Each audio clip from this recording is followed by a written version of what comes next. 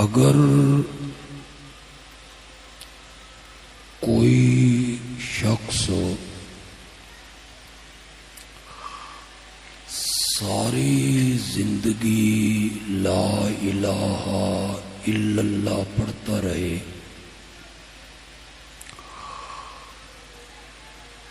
اور محمد الرسول اللہ نہ پڑھے تو ہم میں سے کوئی بھی اسے مسلمان ماننے کے لیے تیار نہیں، اور اگر کوئی شخص لا الہ الا اللہ بھی پڑھے، محمد الرسول اللہ کا اقرار بھی کرے اور قیامت کا منکر ہو تو ہم اسے بھی مسلمان ماننے کے لیے تیار نہیں۔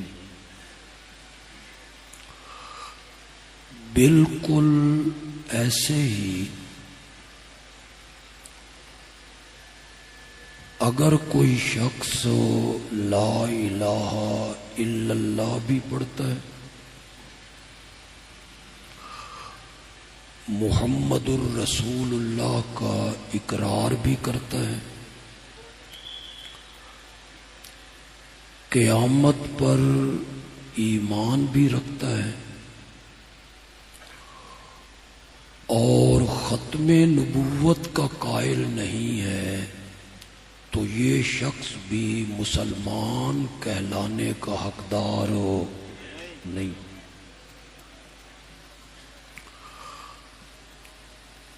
آج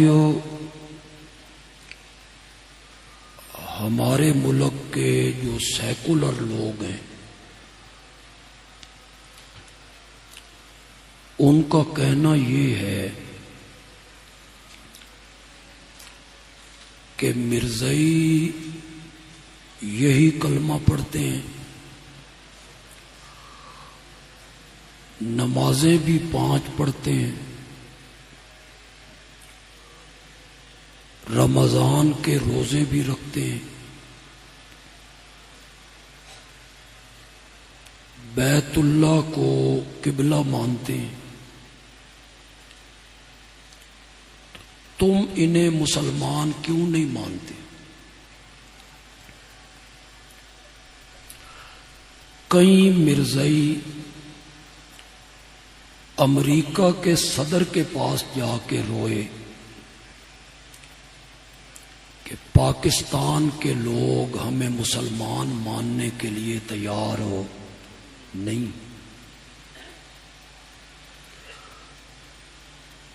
عیسائیوں کو بھی یہی اعتراض۔ میں تعلیم یافتہ لوگوں میں ہوں، پڑھے لکھے لوگوں میں،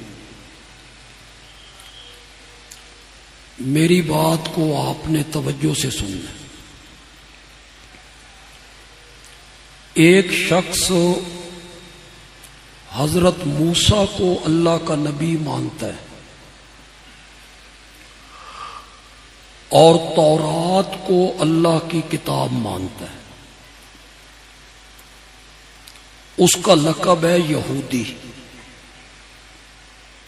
وہ اپنے آپ کو کیا کہتا ہے؟ یہودی۔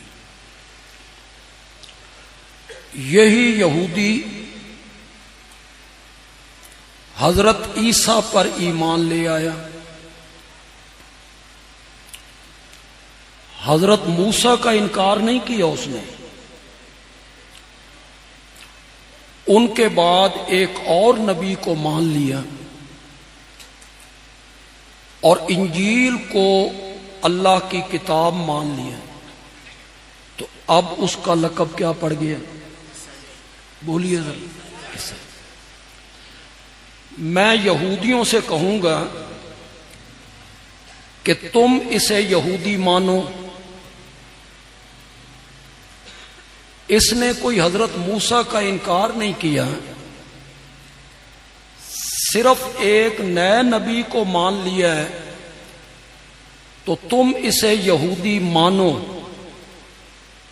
یہودی کہتے ہیں چونکہ حضرت موسیٰ کے بعد اس نے ایک نئے نبی کو مانا ہے، ہم اسے یہودی ماننے کے لیے تیار نہیں۔ یہی حضرت عیسیٰ پر ایمان لانے والا، یہی شخص میرے نبی پہ ایمان لے آیا، کلمہ اسلام پڑھ لیا، قرآن کو اللہ کی کتاب مانا، اب اس کا لقب کیا پڑ گیا؟ اس نے حضرت عیسیٰ کا انکار کیا،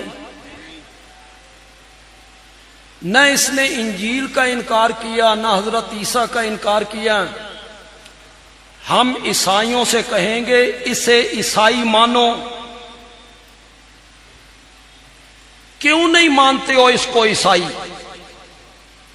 عیسائی جواب میں کہتے ہیں چونکہ اس نے حضرت عیسیٰ کے بعد ایک اور نبی کو مانا، اس لیے اس کا لقب بدل گیا، اب ہم اسے عیسائی ماننے کے لیے تیار نہیں ہیں۔ حضرت موسیٰ پر ایمان لانے والا حضرت عیسیٰ پر ایمان لائے تو تم اسے یہودی نہیں سمجھتے ہو، اور حضرت عیسیٰ پر ایمان لانے والا آمنہ کے لال پر ایمان لے آئے تو تم اسے عیسائی ماننے کے لیے تیار نہیں ہو، اور میرے نبی کے بعد کوئی بندہ کسی اور نبی کو مان لے تو ہم اسے مسلمان کیوں مانیں؟ کیوں ہمیں کہا جاتا ہے کہ انہیں مسلمان تسلیم کرو، جبکہ تم کسی عیسائی کو جب مسلمان ہو جائے تو عیسائی ماننے کے لیے تیار نہیں ہو؟ تو ختم نبوت کا مسئلہ ان مسائل میں سے ہے جن پر ایمان لانا ایک شخص کے لیے کیا ہے؟ تھوڑا سا میرے ساتھ بولو، میں کوئی لمبی تقریر نہیں کرنی، لیکن آپ بولیں گے تو میں کچھ بولوں گا انشاءاللہ۔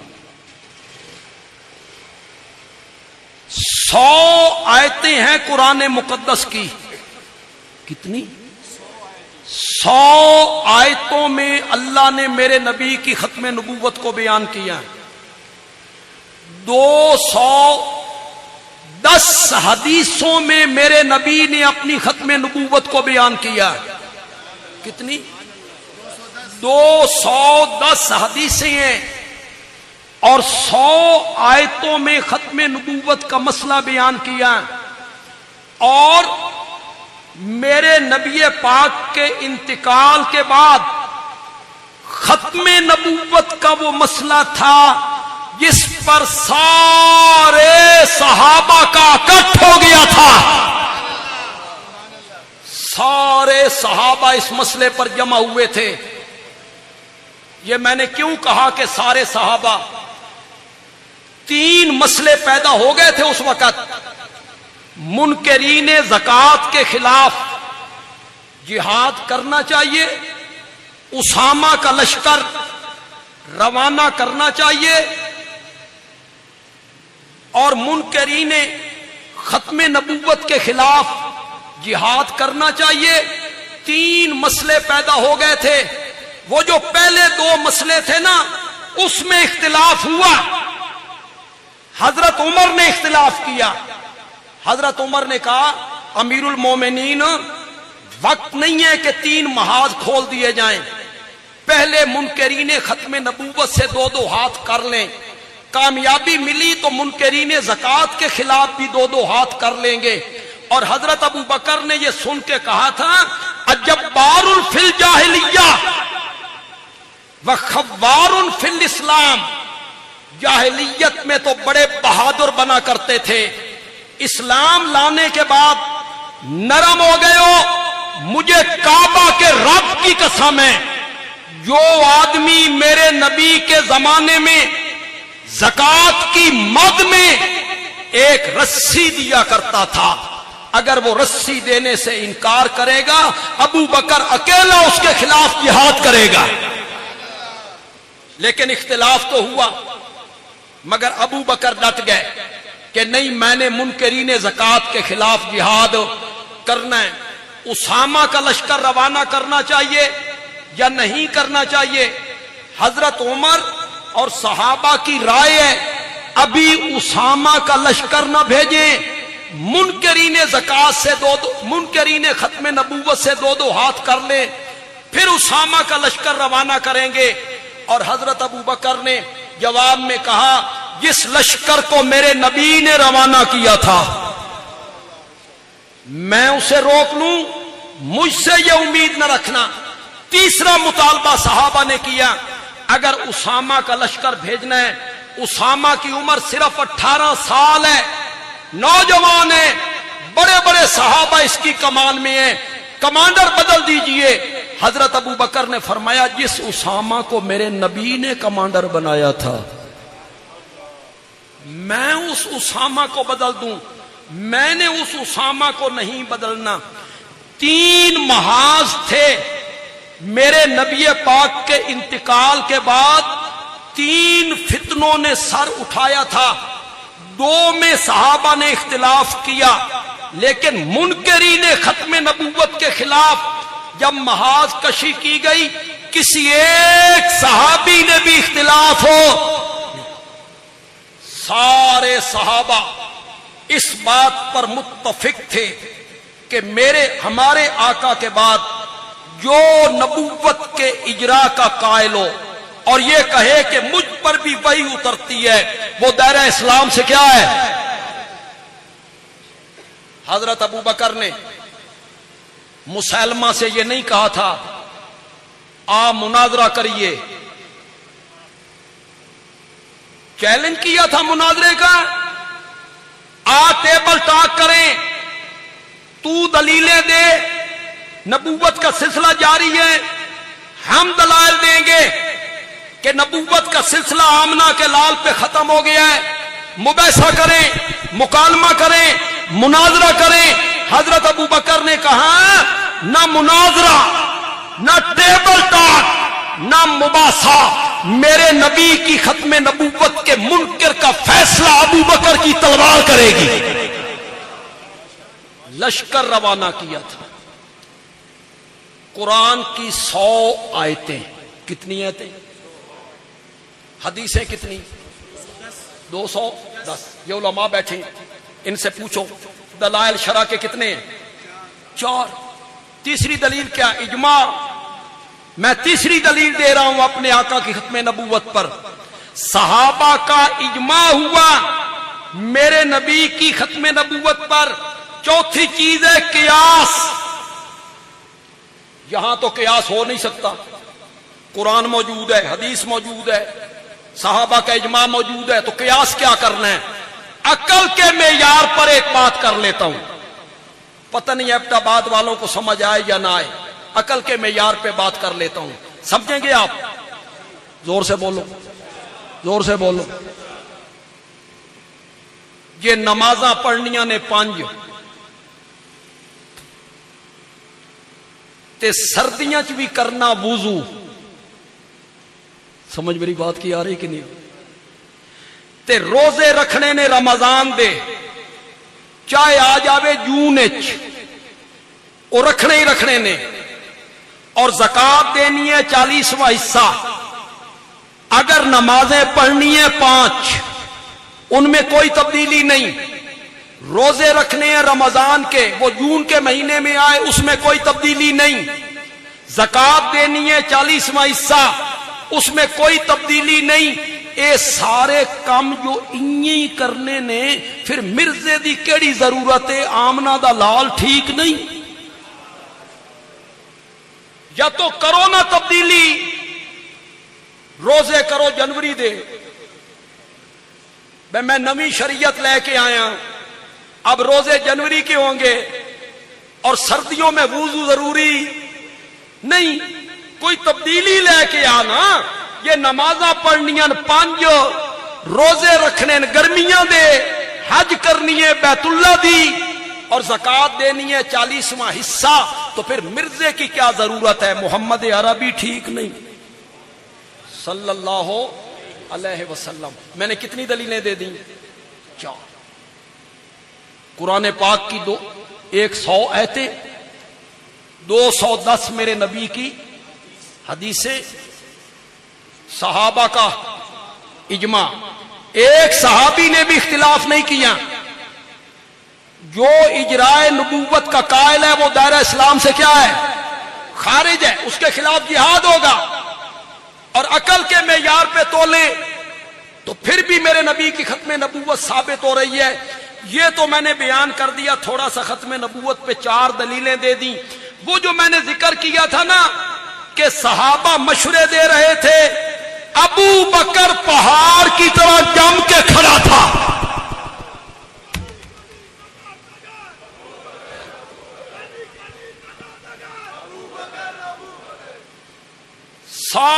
صحابہ مشورہ دیتے ہیں یہ لشکر روانہ نہیں کرنا، ابھی اس کی ضرورت نہیں، 3 محاذ نہیں کھولنے.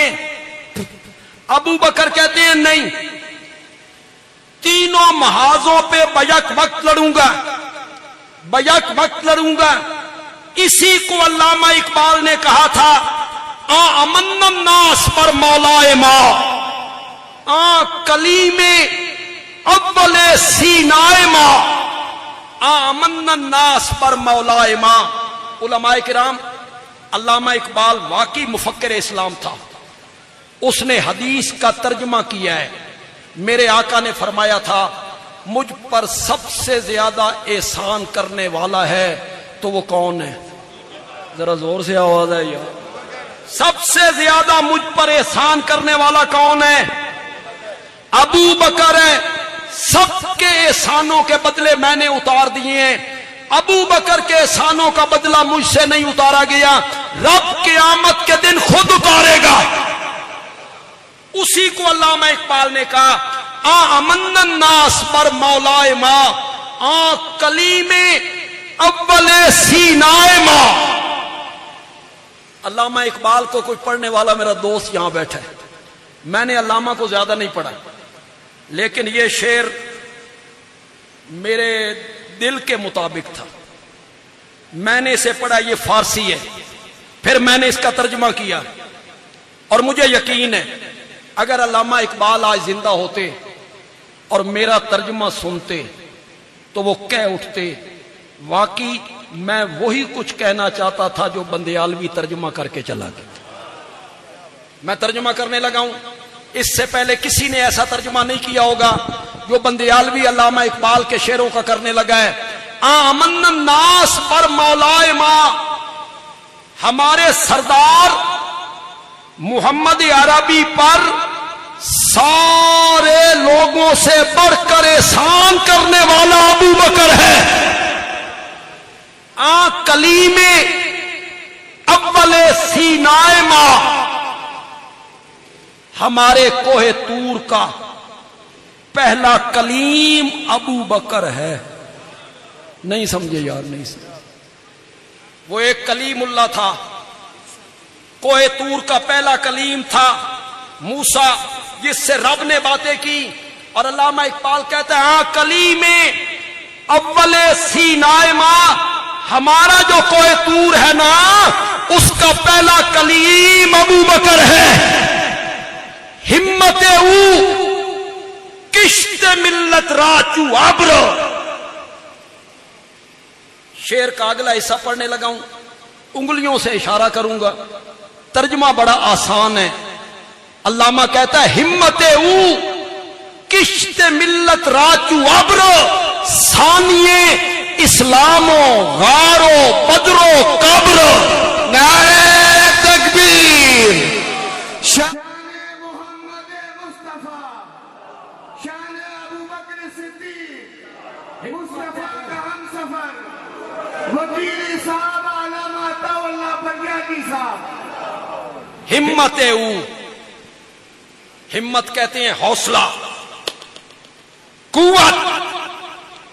کشت کہتے ہیں کھیت. کشت فارسی میں کس کو کہتے ہیں؟ ابر. میں جب شعر کا ترجمہ مکمل کر لوں نا تسی میرے سینے ٹھڈ پا دیں. وعدہ کرو اور تب جب مزہ آئے تمہیں. کشت میں نہ کھیت، ابر میں نہ بادل، ہمت میں نہ حوصلہ. علامہ اقبال کہتا ہے جب کھیت سوکھنے لگتا ہے، جب کھیت مرجھانے لگتا ہے تو پھر بادل آتا ہے، بادل برستا ہے، وہ سوکھا ہوا کھیت سرسبز ہو جاتا ہے. نبی پاک کے انتقال کے بعد امت کا کھیت سوکھنے لگا تھا، ابو بکر بادل بن کے برس پڑا تھا. نعرہ تکبیر. کھڑے ہو کر شیر کو داد دے. نعرہ تکبیر. شان محمد مصطفیٰ، مصطفیٰ کا ہم سفر.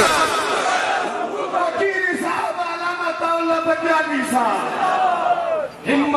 کشت ملت راچو ابرو ثانیے اسلامو غارو بدرو قبرو. یہ ثانی کا لفظ تو قرآن کہہ رہا ہے اذ اخرجہ الذین کفروا ثانی اثنین. اس حال میں کہ وہ دو میں سے دوسرا تھا، اس حال میں کہ وہ دو میں سے دوسرا تھا.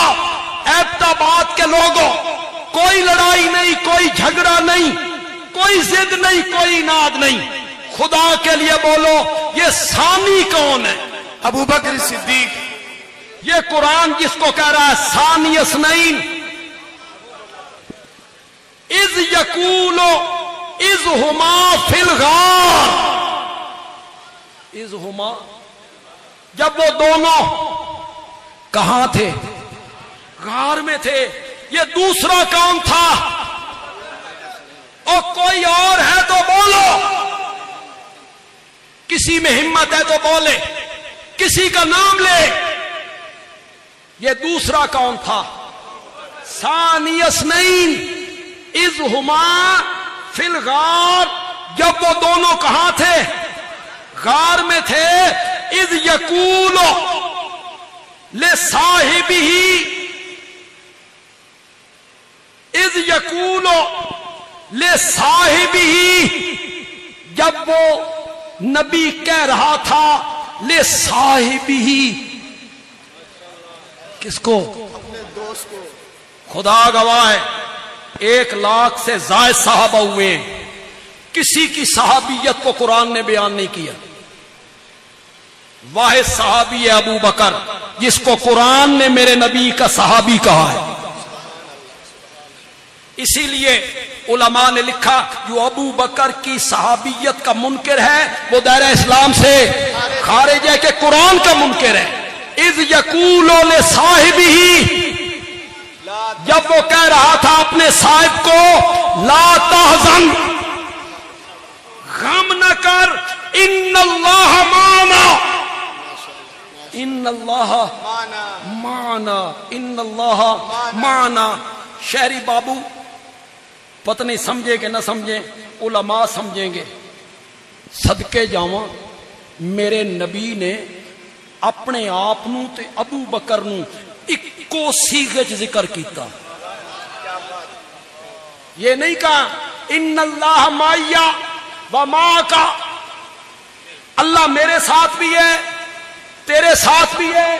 جو مقام میرے نبی کا ہے وہ ابو بکر کا نہیں، جو تعلق رب سے میرے نبی کا ہے وہ ابو بکر کا نہیں، جو محبت رب کی میرے نبی سے ہے وہ ابو بکر سے نہیں. وہ آقا ہے، یہ غلام ہے، وہ نبی ہے، یہ امتی ہے، وہ امام ہے، یہ مقتدی ہے. لیکن میرے نبی نے ایک ہی صیغے میں ذکر کیا لا تحزن ان اللہ معنا. ابو بکر جنہیں اللہ میرے نال ہے نا انہیں اللہ تیرے نال بھی. ایک ہی صیغے میں ذکر کیا. اور ادھر پیچھے دیکھو، مکے میں چلے جاؤ پیچھے، پتہ چلا کہ وہ تو نکل کے چلے گئے. اعلان ہوا جو دونوں کا سر لائے یا زندہ گرفتار کر کے لائے 200 اونٹ دیں گے. میری بات کو غور سے سننا ہے. 200 اونٹ دیں گے. نبی کو لائے تو 150 دیں گے. ابو بکر کو لائے تو 50 دیں گے. بڑا فرق ہے. ایک نبی ہے, ایک امتی ہے, ایک مالک ہے, ایک غلام ہے, ایک آقا ہے, ایک نوکر ہے. کتھے عرش تے کتھے فرش. ہونا تو یہی چاہیے تھا. نبی کا جو مقام ہے, جو ان کو لے کے آئے, ان کا سر لے کے آئے, 150 دیں گے. ابو بکر کا لائے تو 50 دیں گے. یہی اعلان ہوا تھا. بولو تو صحیح یار, پڑھے لکھے لوگ بولو تو صحیح یار. کیا اعلان ہوا؟ دونوں کو لائے. کسی نے یہ جملہ نہیں کہا ہوگا جو بندیالوی کہنے لگا ہے. دونوں کا سر لائے تو 200 اونٹ دیں گے. دونوں میں سے کسی ایک کا لائے, نبی کا لائے 100 اونٹ دیں گے. ابو بکر کا لائے 100 اونٹ دیں گے.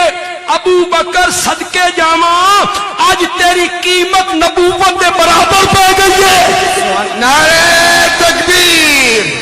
شان صدیق اکبر, شان صدیق اکبر, مصطفیٰ کا ہم سفر. ویسے نہیں پڑتی, قیمت ویسے نہیں پڑی. ابو بکر نے قربانی دی,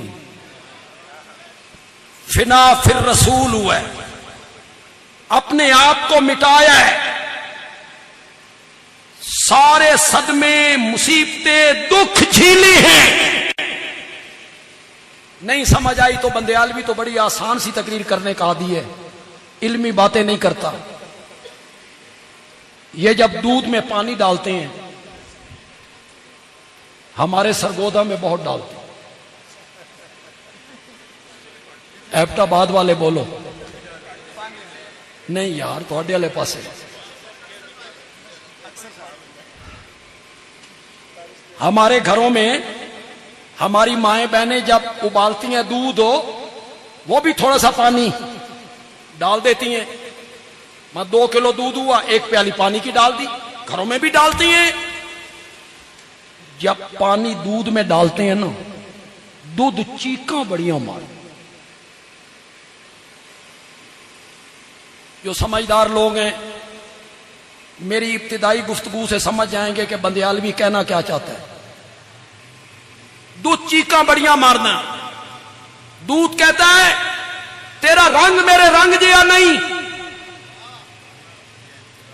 تیرا ذائقہ میرے ذائقے جیا نہیں, تیری قیمت میری قیمت جی نہیں, تو کتھے بڑے آنا. پانی جواب میں کہتا ہے اے میرے کول نہ پوچھ, پان والے کول پوچھ.